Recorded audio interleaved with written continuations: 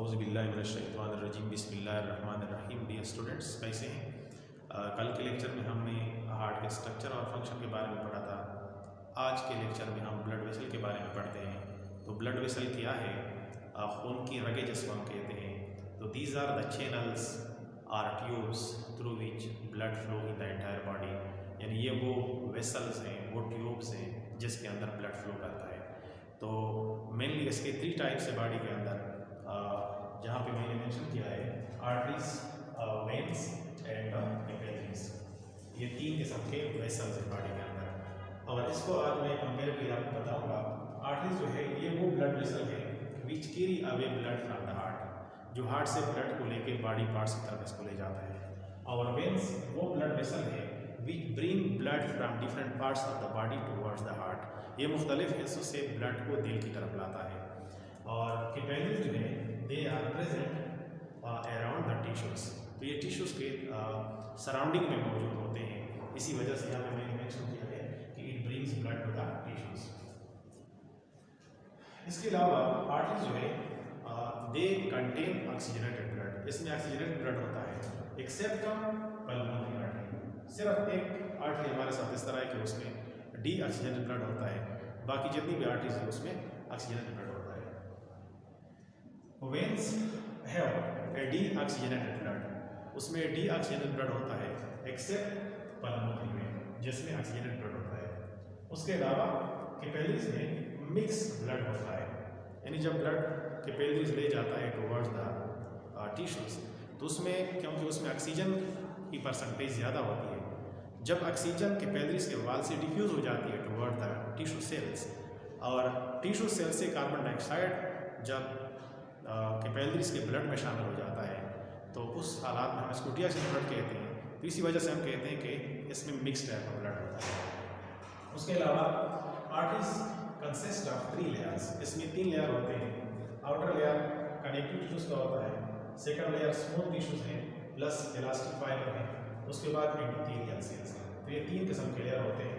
यहाँ पर अगर आप सिंपल डायग्राम में मैंने शो किए हैं, ये देखो, ये आउटर लेयर है, ये मिडल लेयर है और ये इनर लेयर है, और ये अंडर जो कैविटी है दिस इज कॉल्ड ल्यूमन और बोर ऑफ द आर्टरी। इसी तरह यही 3 लेयर जो है वेन्स के अंदर भी मौजूद है, लेकिन इसका जो मिडल लेयर है it contain less elastic fiber, therefore it is less elastic. तो इसमें इलास्टिक फाइबर कम होते हैं as compare to arteries, therefore veins is less elastic as compare to arteries. और कैपिलरीज जो है दे आर नॉन इलास्टिक। उसके बाद अगर इलास्टिसिटी के ऊपर आ जाए तो अभी जो मैंने कहा कि आर्टरीज जो है ये मोर इलास्टिक है, क्योंकि इसमें ब्लड जो है की जो इलास्टिसिटी होती है वो बहुत ज़्यादा होती है। इसी वजह से अल्लाह पाक ने इसको ज़्यादा इलास्टिक बनाया है ताकि वो हेवी ब्लड प्रेशर को बर्दाश्त कर सके।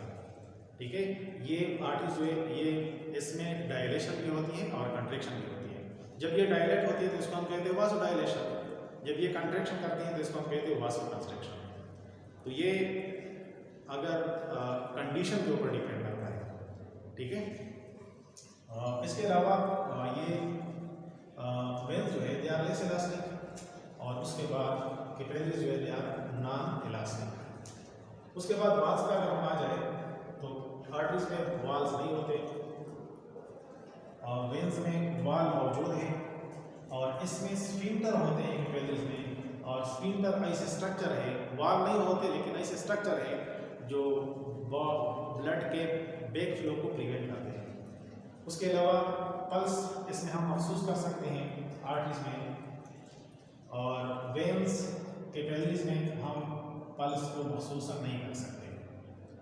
इसके अलावा ब्लड प्रेशर जो है मैक्सिमम होता है आर्टरीज के अंदर, वेन्स के अंदर लेस होता है, और कैपिलरीज के अंदर इंटरमीडिएट होता है।